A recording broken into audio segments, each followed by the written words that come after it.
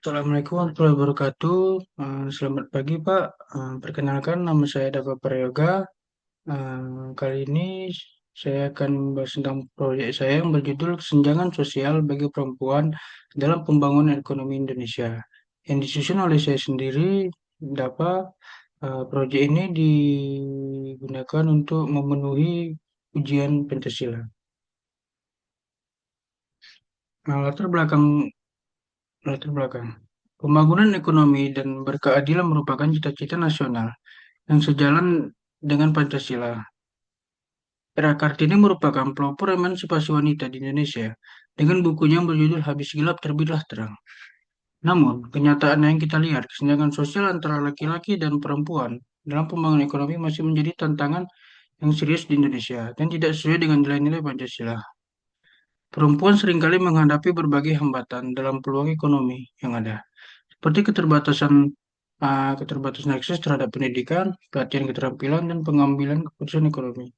Hal ini juga bertentangan dengan semangat SDGs, terutama tujuan 5, yaitu kesetaraan gender, dan Pancasila kelima.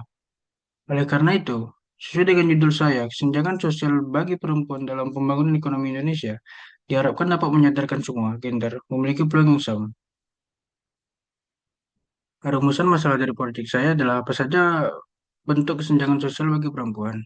Apa faktor-faktor penyebab terjadinya kesenjangan sosial terhadap perempuan? Bagaimana dampak kesenjangan sosial bagi perempuan khususnya di bidang ekonomi?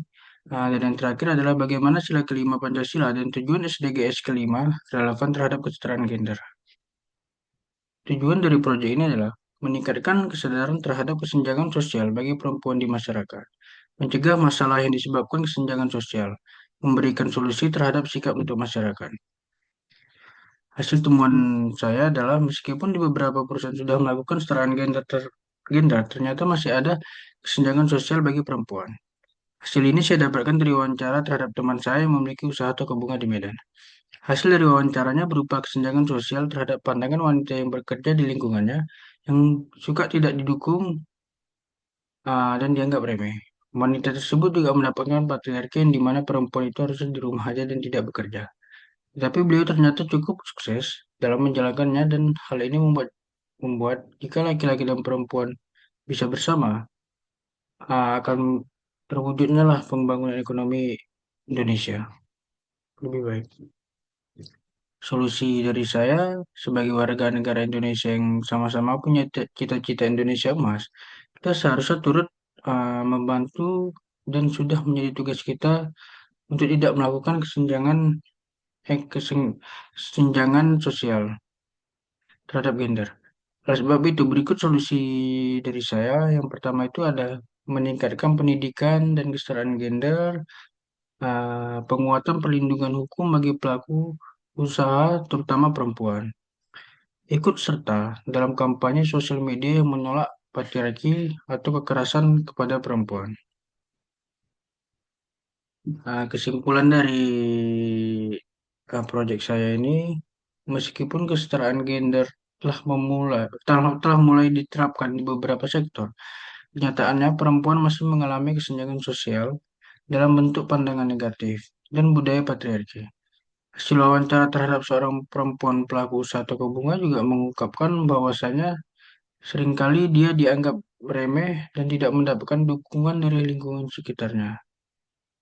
Eh, Namun kenyataannya, perempuan tersebut berhasil mengembangkan usahanya dengan baik yang menunjukkan bahwa keberhasilan perempuan bisa terwujud jika dikasih kesempatan dan diberikan yang sama. Dengan demikian, jika kolaborasi antara laki-laki dan perempuan serta perubahan cara pandang bisa mewujudkan tujuan SDGs yang kelima dan sila kelima Pancasila. Refleksi diri dari saya dari hasil proyek ini yang sudah saya kerjakan, sebenarnya saya menyadari bahwa meskipun perempuan mulai diberi ruang dalam dunia usaha, pandangan patriarki masih menjadi hambatan besar.